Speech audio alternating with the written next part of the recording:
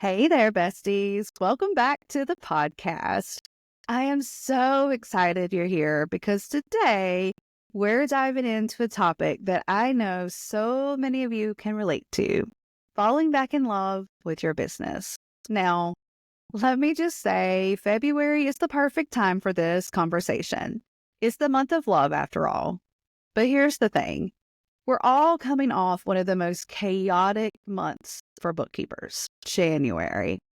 It can be brutal between the 1099 deadlines, the year-end madness, the clients panicking because they forgot to give you important details until the very last second.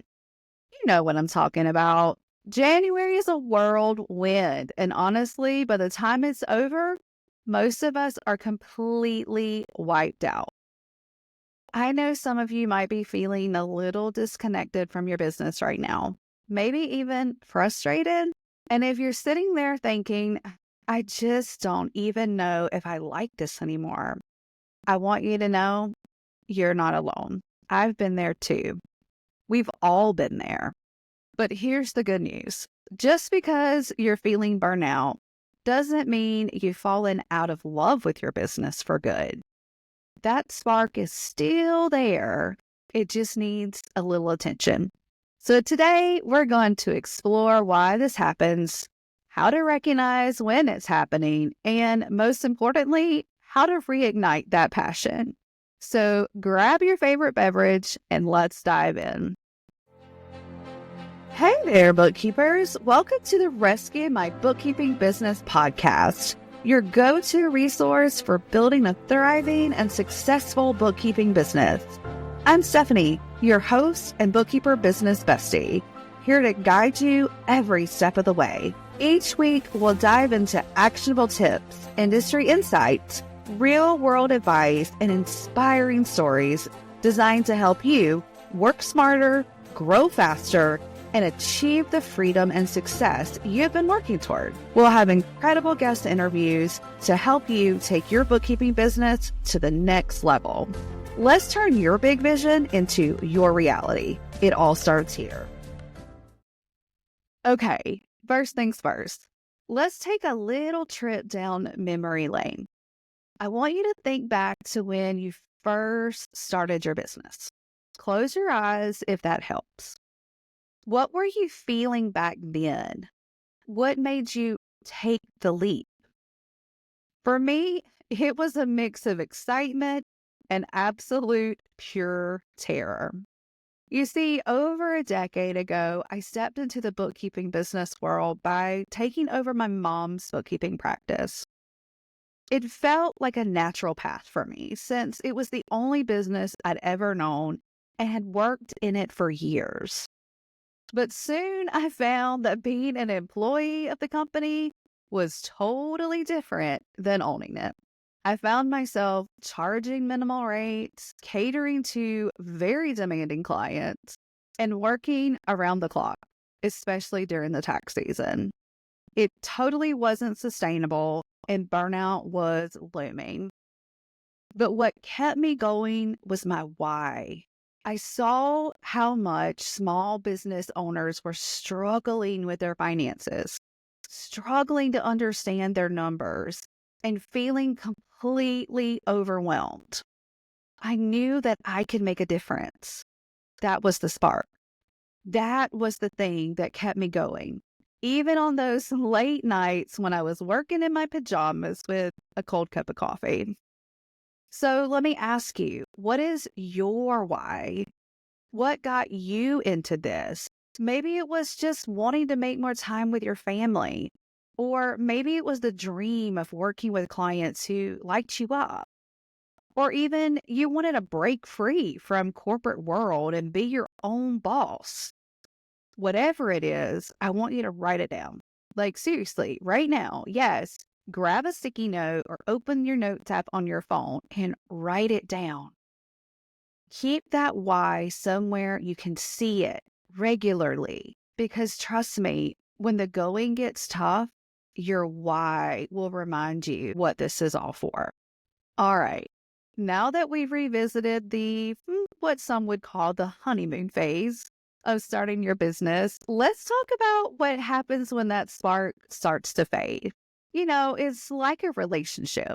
You start out obsessed with each other, and then over time, well, life happens. The excitement fades, and you start noticing all these little things that drive you crazy. Well, in business, that often shows up as burnout. And burnout, well, it can be a little tricky because it doesn't always announce itself with a big flashing neon sign.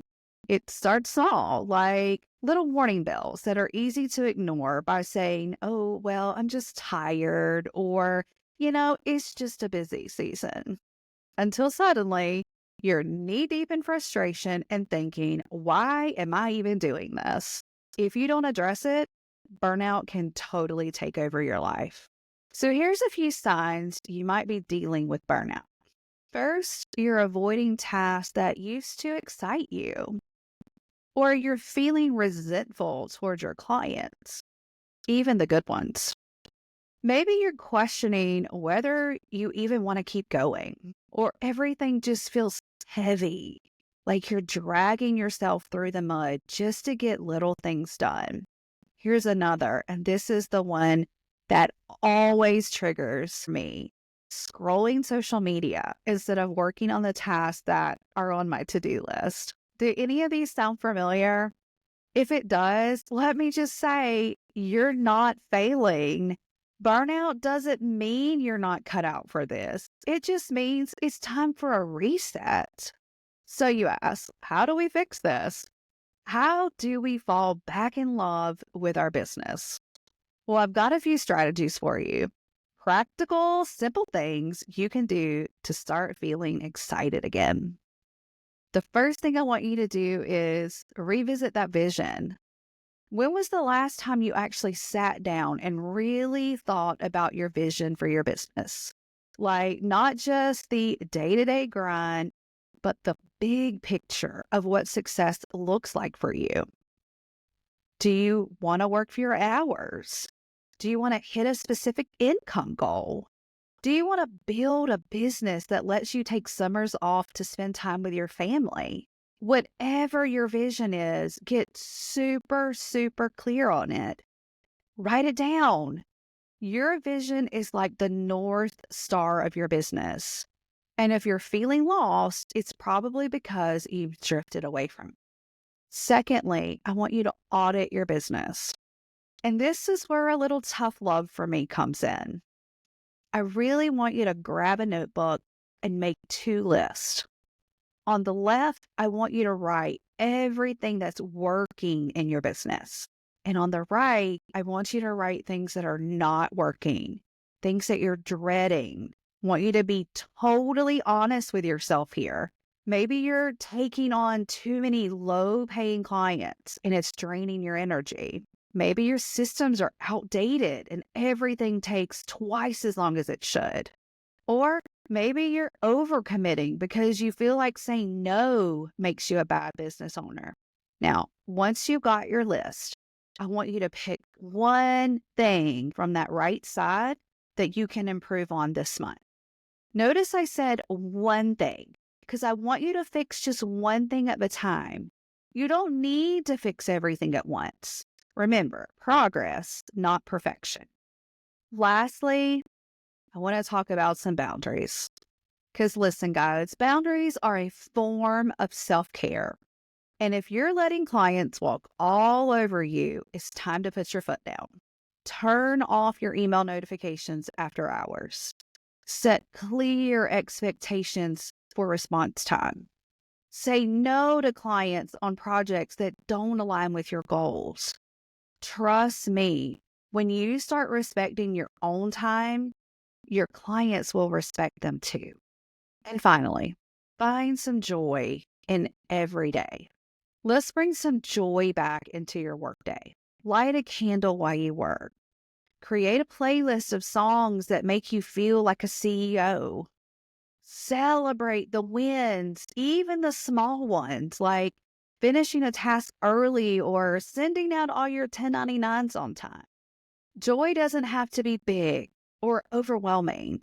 It's often found in the little moments. So I encourage you, Find joy in something every single day. All right, let's talk about clients for a second too. January has a way of making us feel like every client is high maintenance and chaotic. But let's flip the script here.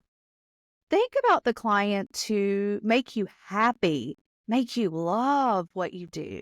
Think about the ones who send you heartfelt thank you messages, or the ones who answer all your questions quickly without a single reminder.